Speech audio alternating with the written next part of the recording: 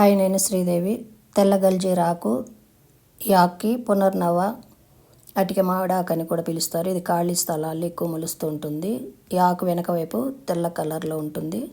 Stove వెలిగించి కడాయి పెట్టుకొని పోపు పెట్టుకొని అందులో ఒక ఆనియన్, కొన్ని వెల్లుల్లి రెబ్బలు, కరివేపాకు ఇవన్నీ వేసి మగ్గనివ్వాలి. కొద్దిగా పెసరపప్పు తీసి కడిగి కడాయిలో వేసుకోవాలి. కడిగిన ఆకును కూడా శుభ్రంగా ఒలిచేసుకొని శుభ్రంగా కడుక్కొని మట్టి లేకుండా ఈ కడాయిలో వేసి మగ్గనివ్వాలి. దీనికి సరిపడినంత సాల్టు, పసుపు, కారం వేసుకోవాలి. ఈ ఆకుకి నేను ఒక అర స్పూన్ కారం, కొద్దిగా పచ్చి ధనియాల పొడి, పసుపు ఇవన్నీ వేసాను. ఇవన్నీ బాగా కలుపుకొని ఫ్రై చేయాలి. వేయించిన పల్లీల పొడి కూడా ఇందులో వేసి కలుపుకోవాలి. ఇది రైస్కి, చపాతీకి బాగుంటుంది. హెల్త్ పరంగా కూడా ఈ ఆకు మోకాళ్ళ నొప్పికి వాటికి బాగా పనిచేస్తుంది.